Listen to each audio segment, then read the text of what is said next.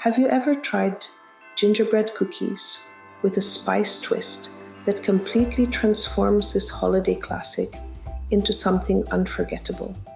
These spiced gingerbread cookies are bursting with warm, bold flavors you've probably never experienced before. And I'm about to show you the secret to their irresistible festive magic. Let's bake.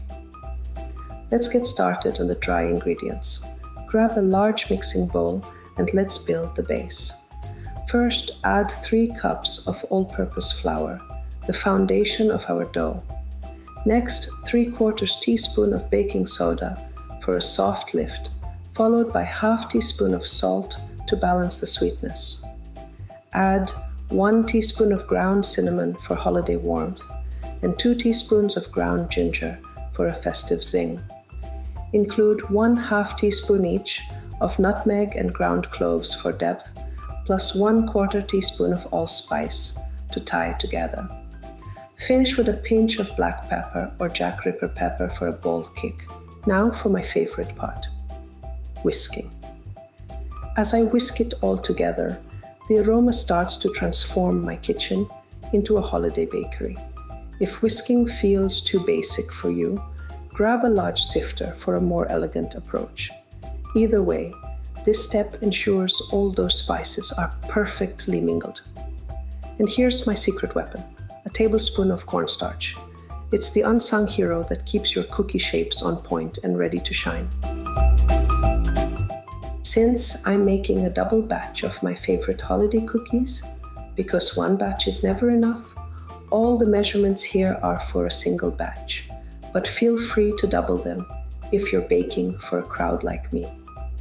Let's move on to the wet ingredients. First, grab a medium bowl, crack 1 large egg into the bowl. This is the binder that holds all the deliciousness together.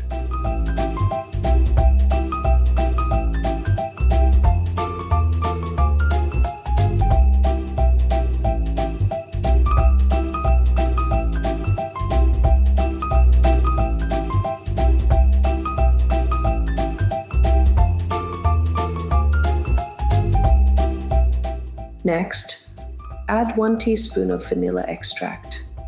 It's the cozy note that ties all the flavors together like a warm holiday hug.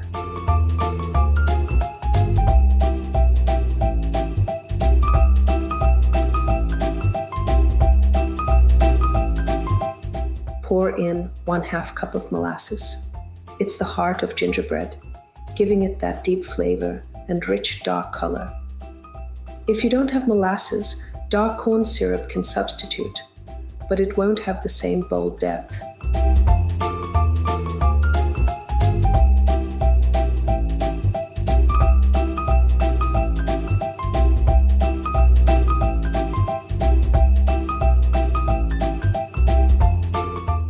Whisk everything together until smooth and well combined.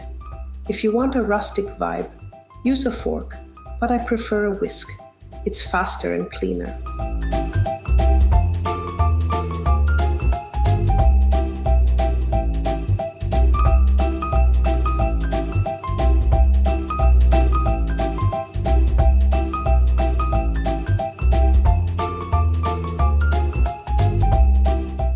Since I'm making a double batch of these cookies, because let's be real, one batch disappears faster than I can hide them, I'm breaking out my 7-quart stand mixer. This powerhouse handles the mountain of dough like a champ, saving me from an unexpected armed day. If you've been using a hand mixer until now, it's time to give it a well-deserved rest. Switch to a sturdy wooden spoon and finish mixing by hand.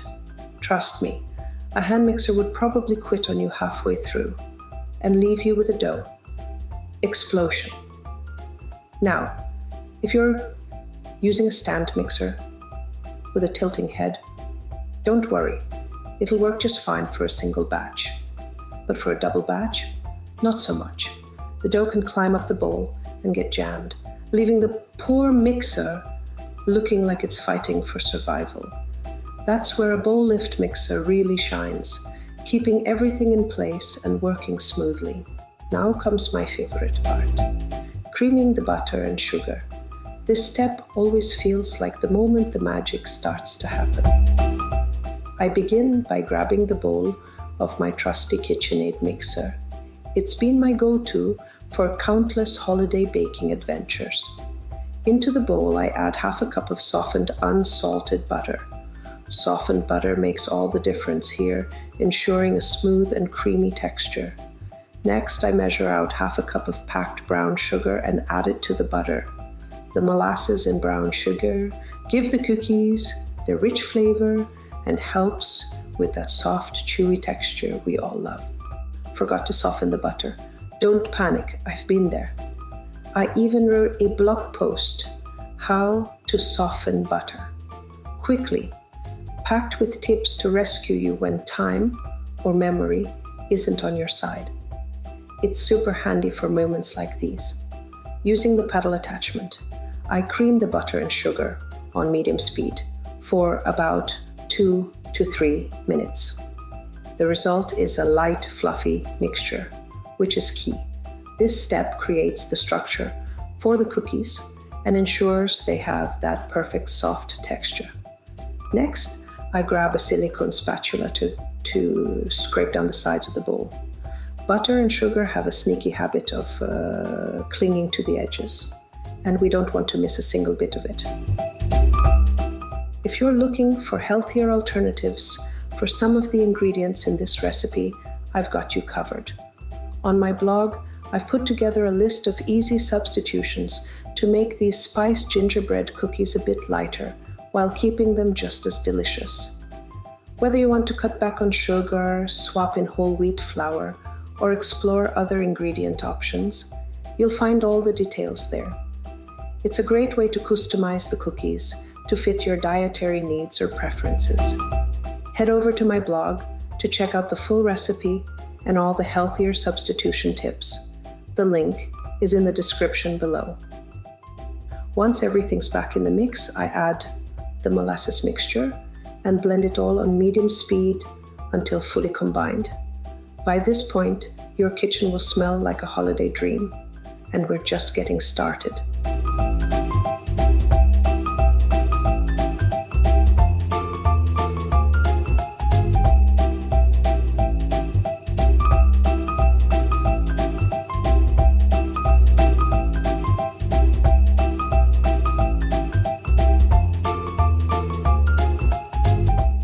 I hope you're enjoying the process of making these spiced gingerbread cookies as much as I am. If you're loving this recipe, don't forget to hit that like button, subscribe, and tap the bell so you'll never miss out on my holiday baking fun. Do you have a favorite gingerbread recipe that's a holiday tradition in your home? Maybe one with a unique twist or a cherished family recipe passed down through generations. I'd love to hear about it. Share your stories with me in the comments below. Let's swap ideas and keep the gingerbread magic alive. Here on my channel, I love blending the art of food photography with the joy of baking, inviting you into my kitchen to celebrate the festive season. From creating perfectly spiced cookies to sharing decorating tips, I hope you feel inspired to bake something amazing for your family and friends. Thanks for joining me on this holiday adventure. Let's bake and create some unforgettable holiday treats together.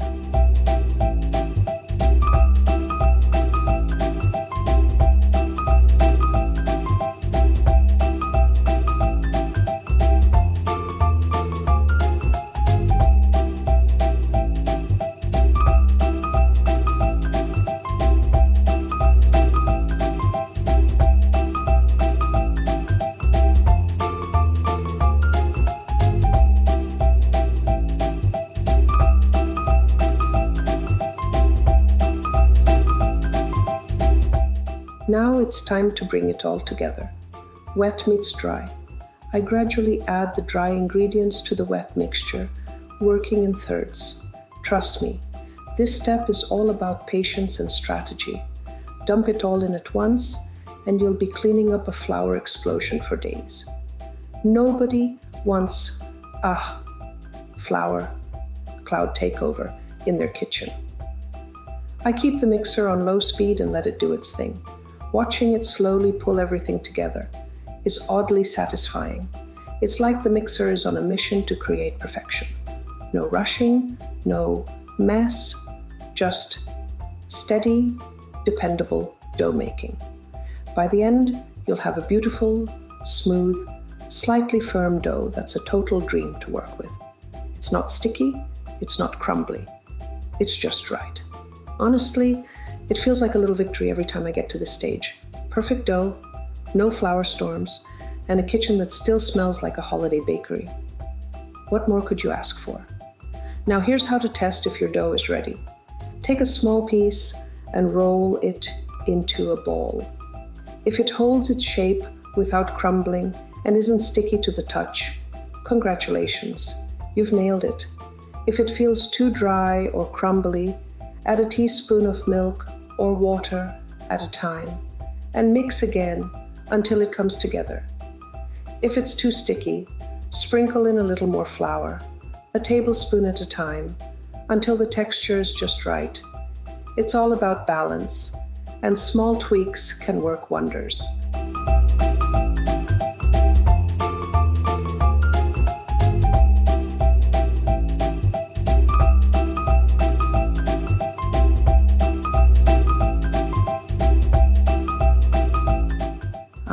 The final challenge, freeing the paddle attachment from the dough. By now, the dough has clung to it like a toddler to their favorite toy, refusing to let go. I usually give the paddle a few gentle twists and then scrape it down with my trusty silicone spatula. Sure, it's a bit of a sticky wrestling match, but it's oddly satisfying when you finally win. Plus, you get to sneak a taste of the dough as a well-earned reward. Quality control, right?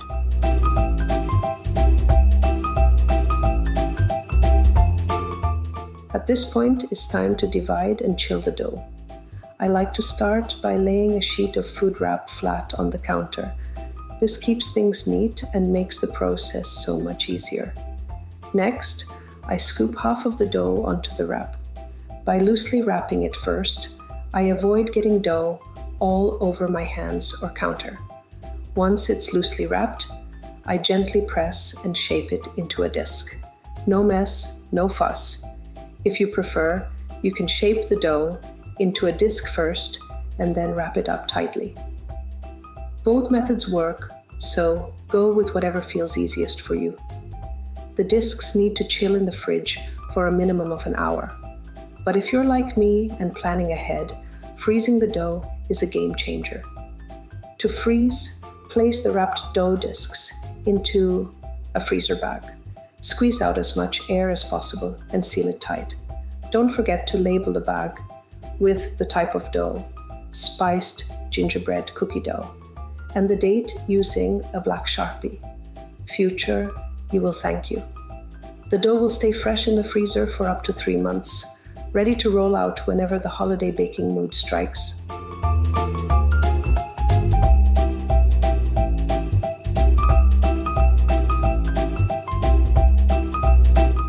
A single batch makes about 24 spiced gingerbread cookies, depending on the size of your cookie cutters. If you go for smaller shapes, like tiny stars or mini gingerbread men, you'll get even more cookies to enjoy. It's such a fun way to stretch the dough and have a little extra for sharing, or let's be honest, for sneaking a few yourself. Here's a little tip from me to you. When you're baking, keep cookies of the same size on one sheet. Mixing big and small cookies together? Disaster. The little ones will overbake while the big ones are still gooey. Grouping by size, make sure everything comes out perfectly golden and just right. Oh, and if you're as gingerbread obsessed as I am, you have to check out my gingerbread playlist. I've got a ton of recipes, from the classic gingerbread men we all love to fun twists you might not have tried yet. It's like a gingerbread wonderland, and I know you'll find something that makes you want to dive right back into baking. Let's keep this gingerbread adventure going.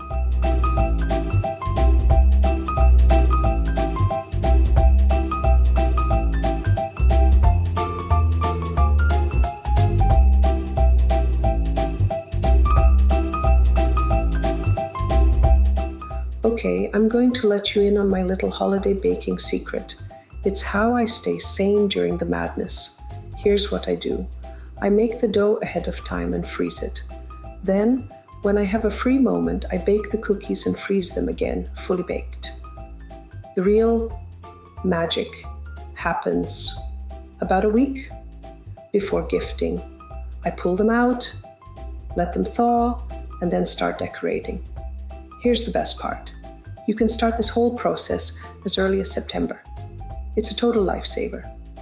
The cookies stay fresh.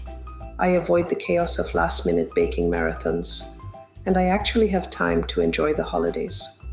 Trust me, once you try it, you'll never go back to the old way.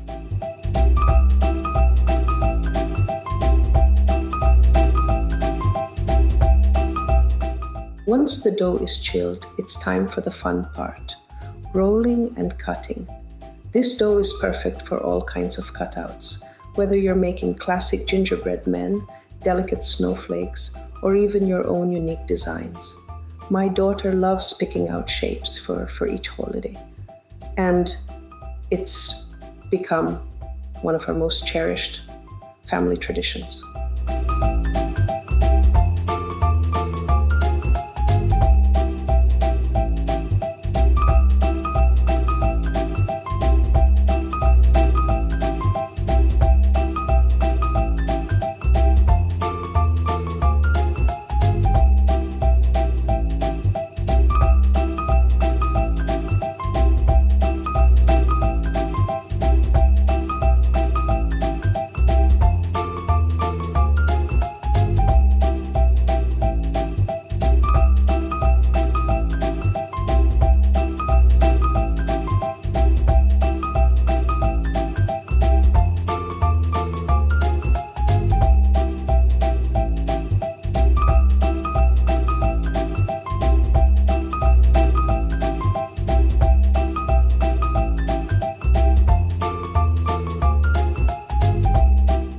I take the disc out of the fridge and let it chill, but not too much, on the counter for about 10 minutes. Trust me, this step is everything. If it's too cold, rolling it out feels like arm wrestling a brick. Not exactly festive. Too warm, and it turns into a sticky situation nobody wants. Before I get rolling, both literally and figuratively, I like to make sure I've got everything I need within arm's reach. Trust me, there's nothing worse than getting halfway through and realizing you're missing something. Here's my go-to lineup. My trusty adjustable rolling pin for perfectly even cookies every time. Parchment paper or a silicone mat, because who wants dough sticking everywhere? Not me. A solid baking sheet. Gotta have a sturdy base for all our masterpieces. Vinyl gloves, totally optional, but they're a lifesaver if you want to keep your hands clean and dough-free. Cookie cutters. This is where the fun really starts. I always have my favorite festive shapes ready to go. A cake spatula, essential for lifting those delicate cookies without losing their shape. A dredge for sprinkling flour, optional, but one of my must-haves for baking. It's a game changer for lightly dusting the surface without overdoing it. Now that we're all set, it's time to roll up our sleeves and dive in. And hey, if some of these tools are new to you, no worries. I've linked them all in the description below to make it easy. I start by sprinkling a light layer of flour over the counter. It's my go-to trick to keep the dough from sticking. Personally, I like to throw on a pair of disposable vinyl gloves for this step. They're such a game changer when handling sticky dough, and cleanup is a breeze. But hey, if you're the kind of baker who loves getting your hands a little floury, go for it. Embrace the mess. Once that's done, I plop my unwrapped dough disc onto the floured surface, and just like that, we're ready to roll. I grab my trusty adjustable rolling pin and roll the dough to a perfect 1/4 inch thickness. The adjustable pin ensures even cookies, so no crispy edges or doughy centers to worry about. If your dough starts sticking to the pin, don't panic. Sprinkle a tiny bit of flour on top or lightly dust the rolling pin. Here's another way to roll out your dough mess-free. Sandwich it between 2 sheets of parchment paper. No flour dusted all over the counter, no sticky mess, and cleanup is as simple as tossing the parchment. Plus, it keeps the dough smooth and easy to handle. Perfect for stress-free holiday baking.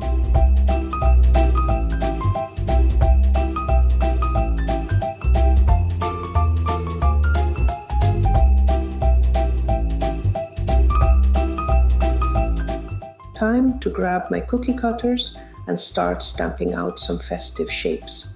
I'm keeping it simple and classic. A little tip from me: stick to cutting similar sized shapes for each baking sheet. This way, all the cookies bake evenly and you won't end up with some overbaked or underdone. Trust me, it makes a big difference. Once all the dough is cut into cookies, I carefully pull away the extra dough from around the shapes. Don't even think about tossing it. This dough is reusable gold. I always save it for the next round of rolling and cutting. Here's a handy tip from me. Gather the scraps, form them into a ball, and loosely cover it with food wrap. This keeps the dough from drying out while you're busy transferring cookies to the baking sheet. I grab my baking sheet and line it with parchment paper. Pre-cut sheets are my go-to. They save so much time, but a roll works perfectly fine too. I carefully use a cake spatula to lift each cookie off the counter and onto the parchment-lined baking sheet. This little tool, game changer. It keeps the shapes intact and saves me from accidentally squishing or stretching them. Trust me, nothing's worse than a Christmas tree that looks like it melted. If you don't have a cake spatula, no worries. A thin, flat pancake spatula or even a large butter knife can do the trick in a pinch. Just be gentle. I always make sure to space the cookies about 1 inch apart on the sheet. This gives them enough room to bake evenly and allows proper airflow. It's a small detail, but it makes a big difference. When I'm done cutting out the cookies, I gather up the dough scraps and press them back into a disc. Then I roll it out again to cut even more cookies. If the dough starts to get too soft after a couple of rounds, here's a quick fix. Pop it back into the fridge for about 10 minutes to firm it up. It'll make rolling and cutting so much easier. I keep going until every last scrap is transformed into festive little cookies. Waste not, want not, especially with something this delicious.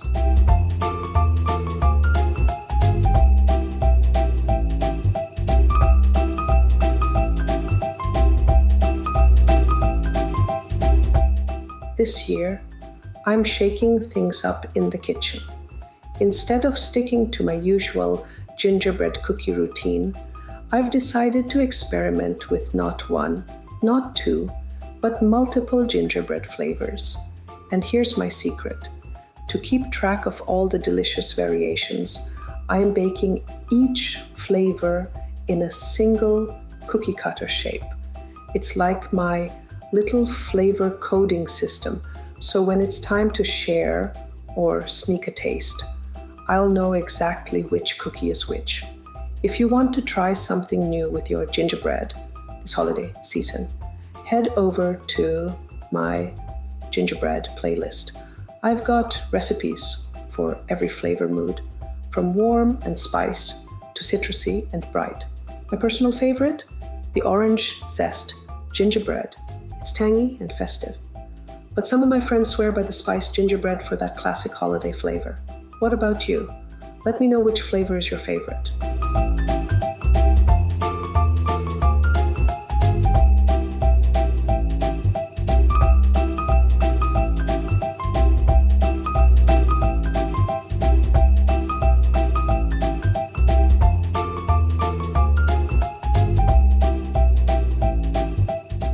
If you are baking cookies to gift this holiday season, don't forget that how you package them can make all the difference. In my video on how to package homemade cookies for gifting, I'll show you simple and creative ways to make your treats look as amazing as they taste. From festive wrapping ideas to adding personal touches like ribbons and tags, you'll find everything you need to make your homemade gifts extra special. Be sure to check it out and get inspired for your holiday baking.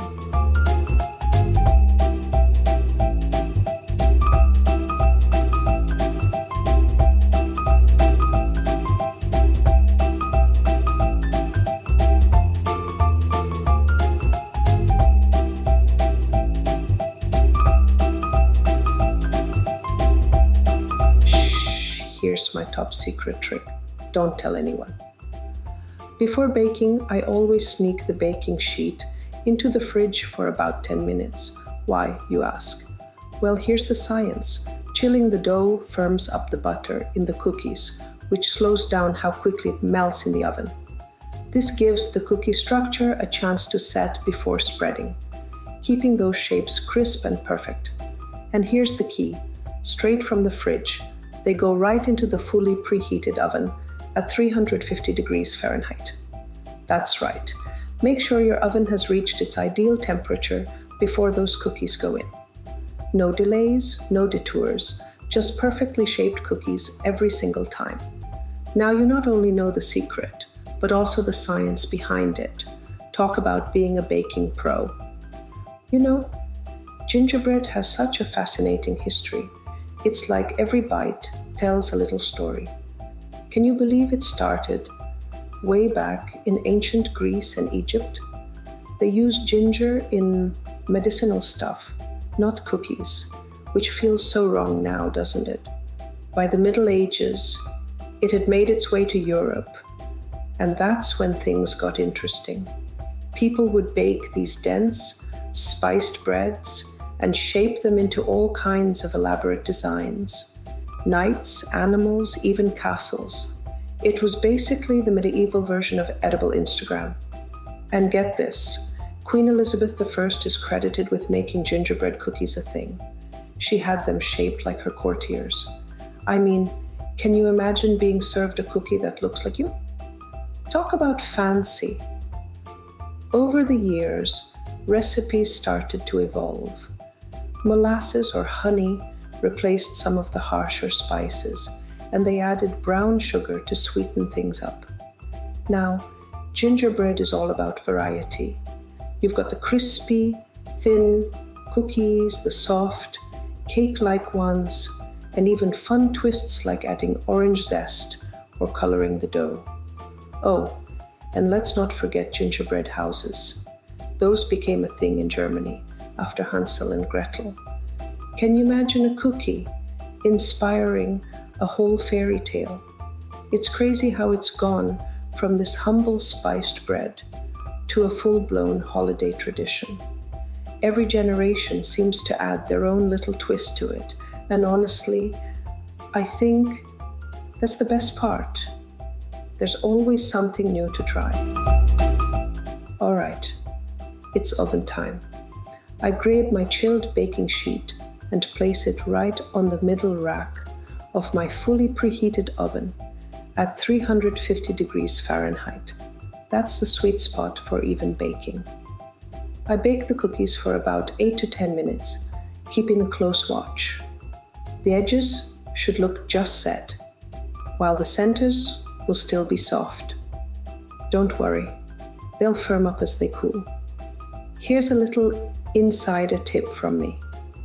If you've ever battled with burnt cookies, haven't we all? Start with the minimum baking time, 8 minutes here, and check on them. Your altitude above sea level plays a big role in baking, so adjust as needed. If the cookies need extra time, give them another minute. For me, baking at high altitude, 9 minutes hits the sweet spot every time. Soft centers, perfectly set edges, and no burnt bottoms in sight. Baking isn't just about creating delicious treats. It's also about keeping your space clean and ready for the next batch of fun. While the cookies are baking, and maybe another batch is chilling, it's the perfect time to tidy up the counter. Here's my quick method. I grab my trusty dough cutter and scrape up all the flour and bits of dough from the surface. It's amazing how much easier this makes cleanup. Once I've gathered the mess into a neat little pile to toss, I wipe the counter clean with a damp cloth. It's oddly satisfying, and it leaves me with a fresh workspace ready for the next round of holiday baking chaos. When the cookies come out of the oven, I let them rest on the baking sheet for about 5 minutes. This little pause gives them time to set and firm up before I move them. Then I carefully transfer them to a cooling rack to cool completely. Trust me, this step is non-negotiable if you're planning to decorate them. Warm cookies and icing, total meltdown. But if you don't have a cooling rack, no worries. You can lay the cookies out on a clean sheet of parchment paper or a kitchen towel. Just make sure they have enough space to cool evenly and don't stack them, or you'll end up with steam-softened cookies. I usually rely on my trusty cake spatula to transfer freshly baked cookies to the cooling rack because they're still soft and way too hot to handle. And that's it. Your spiced gingerbread cookies are all done and ready to impress. The warm spices, the rich aroma, and the perfect texture make these cookies a holiday must-have. Whether you're sharing them with family, gifting them to friends, or sneaking a few for yourself, these cookies are sure to bring some holiday cheer. But don't let the fun end here. Now that your cookies are baked, it's time to get creative. Head over to my next video, where I'll walk you through decorating the cutest gingerbread man step by step. From icing techniques to fun ideas for details, I'll show you everything you need to make your cookies look as amazing as they taste. Just a warning, if you have kids around, they might be tempted to eat the royal icing straight from the bag and end up bouncing off the walls from a sugar high, so decorate with caution. Thanks so much for baking with me today, and don't forget to like, subscribe, and tap that bell for more holiday recipes. I can't wait to see you in the next video. Happy baking!